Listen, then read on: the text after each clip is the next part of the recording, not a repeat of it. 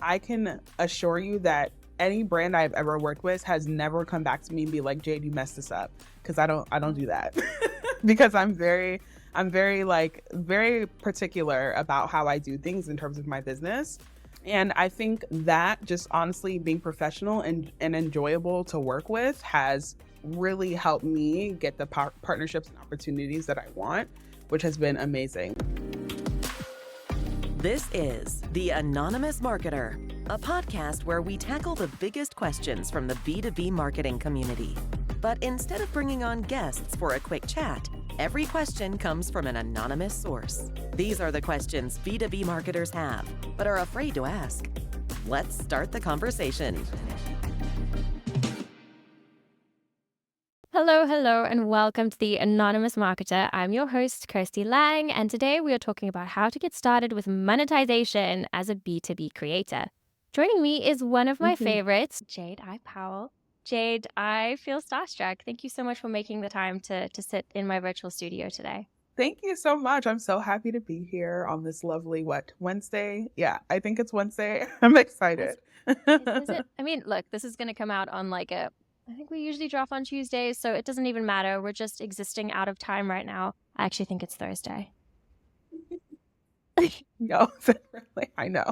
It's like what is time? It's a construct. It doesn't matter. Yeah, we don't believe in time. Exactly. I love that. That's a great note to start the show on.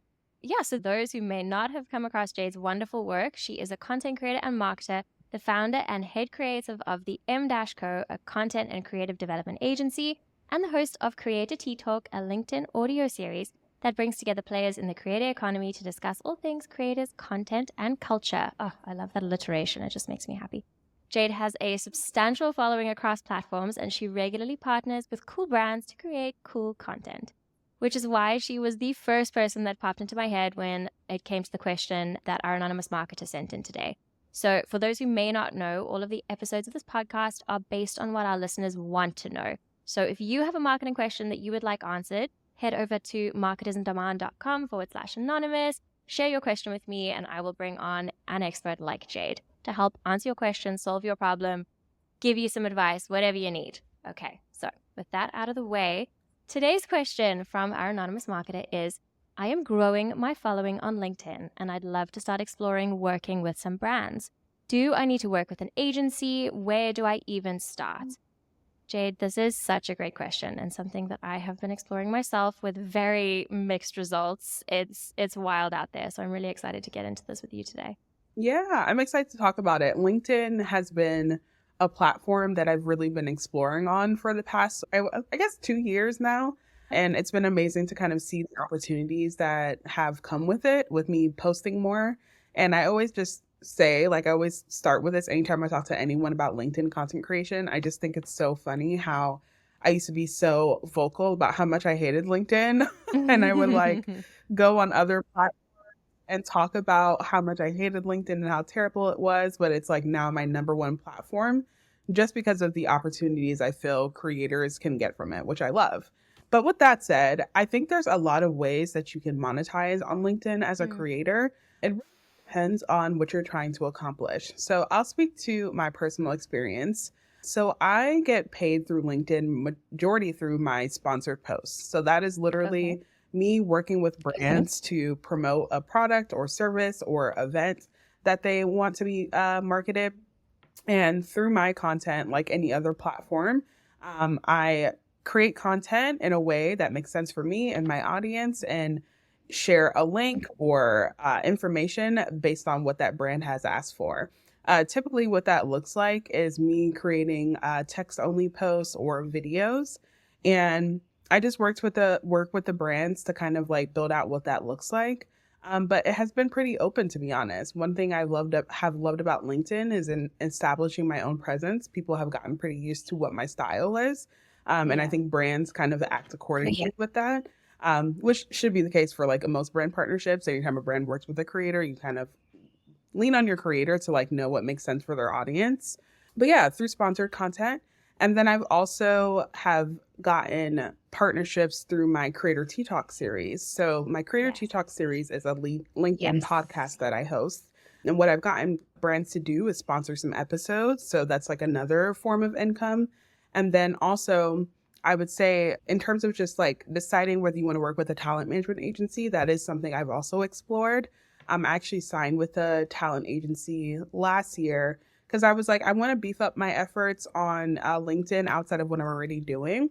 But I found that the talent agency didn't really bring me any opportunities that I wasn't already bringing myself. So I figured I just continue doing what I'm already doing. So it really just depends. I think it's like when you feel that you're in a place where you're getting a lot of opportunities and you can't keep up, that may be the good time to like think about a talent management agency or having a talent manager. Yeah. Okay. That makes a lot of sense. Thank you so much for speaking to your own experience as well. You've answered several questions I already had on my list. I think it's so useful because LinkedIn, I mean, you think of this is such a well-trodden path for us on this podcast and kind of in my various professional circles. But yes, creating content on LinkedIn is great if you want to build your network, if you want to build a personal brand, if you want to get better jobs, get clients, whatever it is. But I think we so rarely talk about monetization. Probably even people who have clicked on this podcast are like, wait a minute, I can actually make money from my work on LinkedIn, which is super cool. And it feels, the industry there, to your point now, feels quite young. I think we're going to see, it feels to me like we're going to see a lot of growth in this arena as kind of, and LinkedIn, I mean, that's just the way LinkedIn is right now. It's a bit of a green space platform in that it's kind of behind the others in terms of influencer marketing, for like want of a better word. I know people on LinkedIn will feel weird about calling themselves influencers. But yeah, it just feels like a good time to start kind of experimenting, exploring. And I love your approach is like, I'm just going to figure out what works. We're going to try stuff. You know, people know me, they know what they're getting. And I think that is such a good point to highlight early on, is that there is no best practice really. I mean, on any social platform, but LinkedIn right now, Agree. Yeah, that's kind of where I feel like Yeah. is at. One thing I did want to ask Jayde is, I think the question people will be like, wait a minute, how many followers do I have to have on LinkedIn to start thinking about monetization? What would you say to that? Yeah. I don't think it matters. And I think that's the case on any platform, to be honest. I think it should be more so about what type of content you're creating. Because I'm in the mindset, and this is like I'm a creator, but I'm also a social strategist. So this is the social strategist side of me. I think followers, while they have relevant and may like draw attention to a brand for a potential partner, they are not the number of followers that you have is not the end all be all in terms of what you can gain in terms of a partnership from brands. I think it's more so about establishing your kind of like, I don't want to call it a niche. I would call it more so your content pillars. And that's the content strategy piece of it. Like thinking about the things that you want to be posting about and why they're relevant to you. And not only you, your audience, of course. And then leading with that, just because followers will always come and go. And I have found that the more I kind of focus on creating quality content, the more followers I gain. Ironically, I've been creating content on all the social media platforms for years. Instagram is what I first started with, and then I moved over to Same. Twitter before I moved over to LinkedIn. and so that essentially means that I've been on Instagram a lot longer than I have any other platform. And Instagram, ironically, is a platform that I have the least amount of followers on, despite the fact that like my community knows me better there. That just has always been the case. And I noticed that when I started focusing on like putting a little bit more effort into LinkedIn, the reach was there probably a substantially higher compared to an Instagram and even a Twitter. Now, that wasn't always the case with Twitter, but Twitter is in its new era right now, the Elon era. But now, yes, the Elon era. But LinkedIn, I have found, has provided me with a lot more reach. And I do think that's partly just because I'm focused more so on creating quality content, and therefore I'm bringing in new followers. Yeah, that makes a lot of sense. And I think kind of the where influence, I mean, I feel like I'm repeating myself. Forgive me, podcast listeners. But I think that, you know, the folks who are looking for creators and influencers on LinkedIn are a very different beast, for want of a better word, than the more established industry that are looking for creators and influencers on Instagram and TikTok. And those spaces, I feel like you are preaching to the converted here. Instagram and I we have been in a very committed relationship for a long time, but things are not going well. No matter what I do on there, whereas LinkedIn just feels a lot more natural. And I think maybe that's because of the industry that I'm in. It's easier to create content about my work, and marketing, unless you're very clever about it, doesn't lend itself as well to these other platforms. But I'm curious to know, Jayde, do you kind of offer brands packages? Do you say, okay, we can do Instagram and LinkedIn, or are brands more interested in kind of zeroing in on LinkedIn in terms of monetization at the moment? Yeah, so the majority of the brands I've worked with have been focused more so on my LinkedIn presence, but I do always offer my other platforms as a value add. But honestly, no one has really tapped into it aside from one of my brand partners, and that's Sprout Social. I always talk about them just because our relationship has been so extensive in terms of like what our partnerships have looked like, because they've been very like different.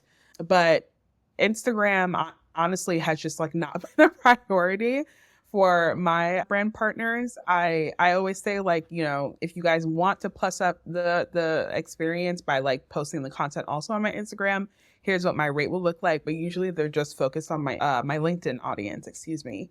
And I think that's always so interesting because, like you were saying, like I think the audience and the potential brand partners on LinkedIn, they really are a different beast. And it's usually because they're already working within the industry, because especially as marketers, like that is our content. It's about our work. So they're looking for something very specific. And I think it's just a little bit different than what you would get from an Instagram or a TikTok, or which I consider more like traditional influencer and creator marketing channels. But it's always so interesting because I do think, and you alluded to this before, that people need to kind of reframe what they think about LinkedIn content creation, because the same opportunities that are happening on other platforms can also happen on LinkedIn. I think about the fact that, you know, earlier this year, or it was not that early, it was April, in April, I spoke at Adweek Social Media Week, and I was thinking, like, I think it's so interesting that I'm speaking at Adweek Social Media Week, a conference where there's like at least 1,000 attendees. So many brands are a part of it. And it's like, I'm speaking on stage, which means there's cameras in my face. Why am I not partnering with Fenty Beauty? Like, because I wear makeup, you know? So it's like, people wouldn't think that, because it's like, why would a beauty brand be looking for partnerships on LinkedIn? But a lot of founders, people who have public brands and personas, are consuming products from beauty and lifestyle brands. So it's like, why wouldn't that also be a part of the discourse? So that's just something I've been thinking about lately. Yes, Fenty. Come on, guys. I know, I'm sure I have listeners who work at Fenty. But yeah, that is so fascinating. I mean, the beauty brand that comes up with like a Zoom face campaign or something like to that effect, like, because that's what I need makeup for. I need makeup for video calls now, you know? Exactly. Yeah, if you told me this is the best foundation for my podcast, then I'm gonna be all over that. Actually, one of my previous podcast guests, Lindsay, spoke a little bit about how she had used seasonal color analysis to like help her look good when she hosts. She's like a prolific event host to host live events. And I was like, that's such a great tip.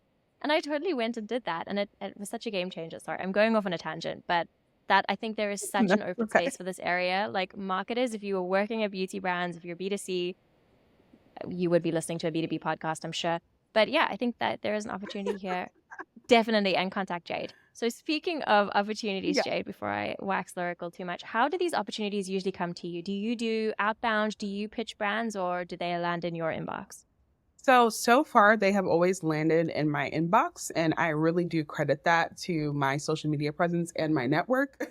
As a creator and a marketer, networking has been everything, and also my social media presence has been everything. I really do feel like it helps just put me in front of people that probably would never even consider me, especially because if they're following me, that means they're consuming my content, which means they're already familiar with my style and how I like to create and what I talk about.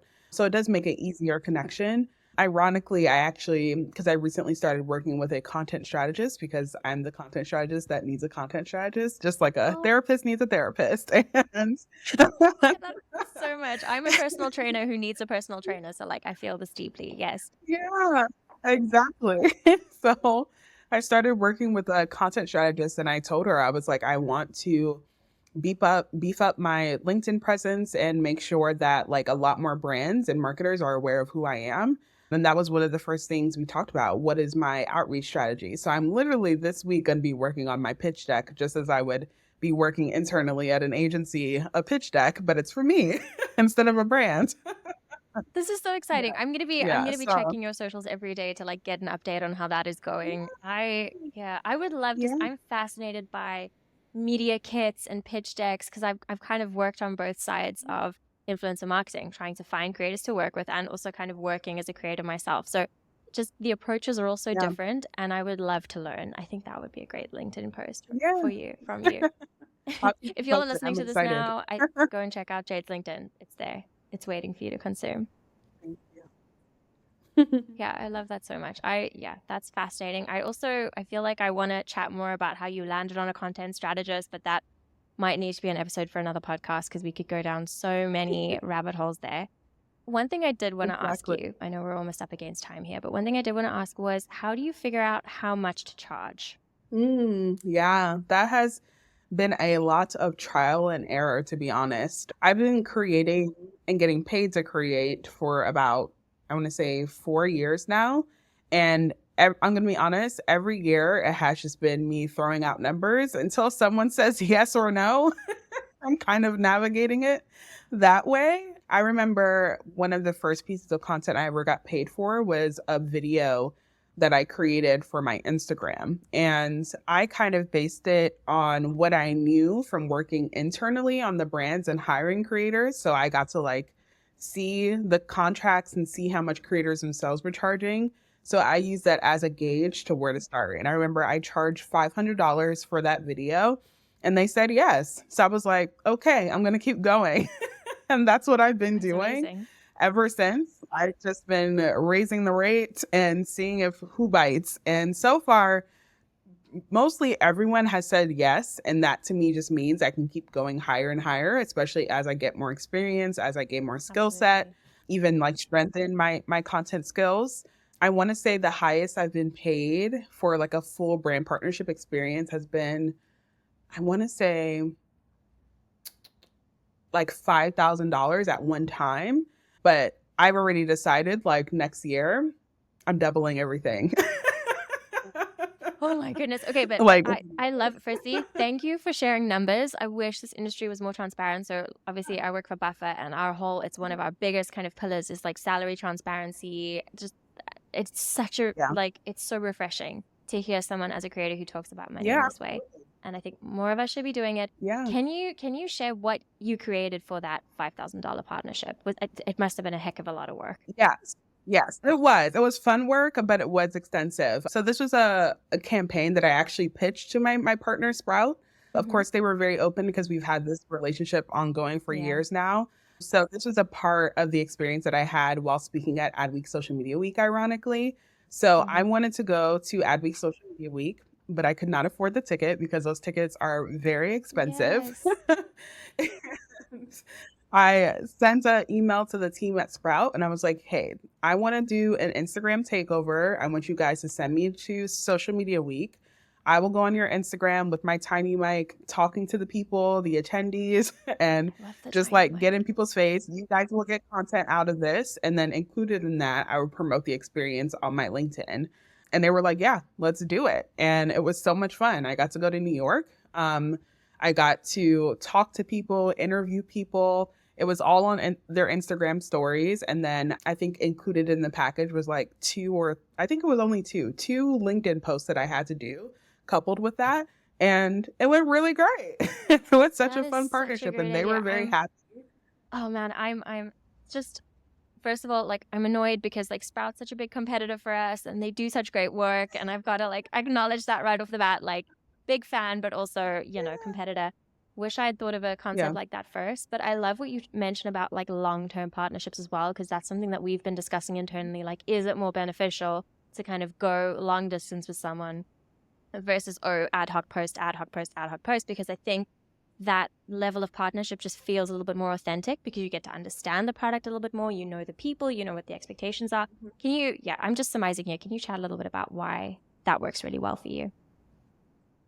Yeah. So I'm really happy with my relationship with Sprout because they have really been open with me and all my changes. Like, especially as someone who started as like a social media manager and then went to be a creator.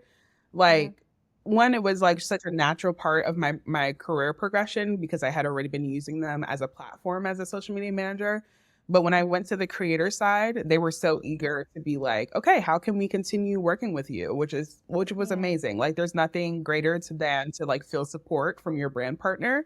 But also, I think they're just openness, like because of they're who they are, they obviously really get social, so they Yeah. understand the value of a creator and influencer and what that relationship can bring to their business. And like any relationship, whether it's like a friendship or a romance or family, Mhm. I think you want it to reciprocal. And that's not something that a lot of creators I feel think about. They're just like, what can I get from this brand? Or in the same way from brands, they don't always think about, what's going to be the benefit of the creator. Because I do think some brands tend to think that like a lot of creators are like so desperate that they'll just like take anything. And I'm like, Yeah. not me, not me personally, you know? So I think it's really great to have people on those teams that are like really invested in cultivating a long-term relationship instead of a just like one-off partnership where it's one and done and you never hear from the brand again. Like why they Yeah. may be beneficial, like, for the moment. It's like a one night stand. It's like it might be fun Oh. for the vibes, but ultimately, you Yeah. know, Well, and you that's want to totally have fine, something long everyone. It's term. good if that works for you, you do you, friends. But yeah, we love a committed partnership on this show. Exactly. I love a relationship. Yeah. Great Exactly. romance. So that's what I really look at it as like, is like, who are the brands that really want to work with me long term? And what I have found is that in the way that they're willing to support me, I'm willing to do the same. I always refer other creators and influencers to partner with them. When I Mhm. have public speaking moments, I talk about our partnership, which is helpful for their Yeah. brands. Hey, Um, shout out to Sprout. Even what's great is like yeah, exactly. Exactly. Yeah. And I think it begins to show internally. Like this is probably one of my proudest moments, but at Sprout, I work with the social team directly, but their chief marketing officer gave us a little shout out on LinkedIn, and they were like, "I'm so proud of my team and their partnership with Jade." And I was like, "Look at us! It's like a team effort," Yeah. which is great. No, that's super cool. I love how authentic that is as well. Like you're building relationships with real Yeah. people, building the product that you Hmm. love. And I think that's really powerful. Absolutely. I want to pull on a thread that you kind of just mentioned now, Jade, is that people, new creators, you might kind of be willing to accept anything. And I'm Hmm. kind of on two sides of the coin about this. So like if, a brand pitches me and it's like, "Hey, we'll give you access to our product if you write about it." And I'm, that's tricky because I'm not getting paid for my work, but is this a product that's going to be valuable for me? And it's the same kind of thing that, Instagram influencers or whatever. Okay, like a trade exchange. Oh, I'll send you the product if you write something or share something. What are your Yeah. thoughts on an exchange like that? So at the beginning of my content creation journey, I was definitely open to a lot more gifting partnerships. Gifting. But I think over time, yeah. But I think over time they lost their value. Just weren't as valuable to me, I feel. At the beginning, I think they were important because they were crucial to me building my portfolio as a creator and getting the opportunities and building those connections. But once I was able to get into a place where I had enough like experience under my belt, literally like any other job, I had enough to put in my portfolio, I had enough relationships built, gifting just didn't feel necessary anymore. And also, especially because, like, at the time I wasn't full time, but I was getting to a place where I knew I wanted to be a full time content creator. Free product just does not pay my bills. So there's all that can only like Yep. do us so far, And, Yeah. I'm very open about this. Like, I have a mortgage to pay, and your free beverages are not going to cover that. No, absolutely And not. that's No just matter what how it is. delicious they are. Yeah, okay. That makes a lot of Yes, sense. Thank you for being exactly. candid about that. I like that approach as well. It's such a good way to build a portfolio. It's almost like your intern Mhm. level of creator. And I kind of feel like that's where I am right now. Absolutely. But yeah, I'd also love to be paid for my work. Jayde, final question for you Yeah. is, and this is something that I feel a lot of like folks giving advice in this arena don't talk about. It's like how to monetize, how to make money. How do you make these partnerships successful so that these brands come back to you and you do build those long-term partnerships? What are you aiming for when you create a sponsored post? So I want this to be as beneficial for the brand as it is for me. Like, obviously, we're like at base level doing an exchange of services, which is fine. But when I think again about like building long-term relationships, I want the experience to be enjoyable along the way. So just even like my communication style is very important. Like, this is a business, so I want to be someone who is known to be enjoyable to work with and very professional, as even as unserious as I am, because I think those that follow me know I'm very unserious, but I am still very professional. And vouch. in my and even in my communication style, I make sure that I'm staying on top of deliverables. I'm following up. I'm making sure that everyone has what they need. I'm double checking my contracts just to make sure that everything is in alignment, that everyone is happy. And I'm over communicating, if anything, making sure that things are scheduled appropriately, making sure that when they provide a brief to me, that I have everything listed and everything's clear. I can assure you that any brand I've ever worked with has never come back to me and be like, Jayde, you messed this up. Because I don't do that. Because I'm very very particular about how I do things in terms of my business. And I think that just honestly being professional and enjoyable to work with has really helped me get the partnerships and opportunities that I want, which has been amazing. Like, there's just, I say this all the time, but again, even working on the brand side internally as someone who has hired creators and influencers, there's always something that I've noticed is that a lot of influencers and creators miss out on opportunities just because of like the business sense. Like, you're not checking your emails, you're not responding to things on time, or you're like not paying attention to your contract or your brief. And it's like, those are the things. Like, you may be a great content creator, but that does not matter if your business skills are not there. So that's what I would say. I love that. That is great advice, because I was kind of expecting you. I mean, the obvious answer would be, yeah, good engagement, great reach, whatever. And so often, no matter how great your content is, a lot of those things are just out of your control. And that's particularly true when it comes to branded content, especially if you have to kind of color in the lines with what a brand wants. So I love that you've kind of mentioned all of those things are completely within your control. And that's really cool. I think that gives you a lot of power as a creator. And that's great to hear that is what has sealed the deal for you going into creator full time. Yeah. Jayde, thank you so much. That is everything I wanted to talk through. Before we head out, I do want to say, like, if you had the opportunity to chat to this person who sent in this question, what would you say to them right off the bat? I'm going to say what I always tell people, which sounds very simplistic, but it's just the basis for everything. Just post the content. Like, it truly starts with that. And I feel like once you start posting and actually putting your content out into the world so that people can see it, everything else will fall into place accordingly. Like, I feel like if there's anything creatives owe ourselves is to make sure that we're honoring our creativity by actually putting our work out there. And that's really it. So just post the content. That's it. I almost don't want to say anything else, because I feel like that's such a poignant note to end on. But yeah, I got to do the thing. Please, anybody listening, if you have a pressing question like the one sent in by our anonymous marketer today, head over to marketersindemand.com/anonymous, and an expert like Jayde, or maybe Jayde herself, will come on again and answer the question you've shared. Thank you so much for making the time, Jayde. This has been so much fun. I've learned so much personally that I'm going to put into practice going forward. I really, really appreciate you. Thank you for having me. This was a wonderful conversation. I loved it so much. And I would happily come back. Just send your questions for Jayde. Thanks for checking out this episode of The Anonymous Marketer.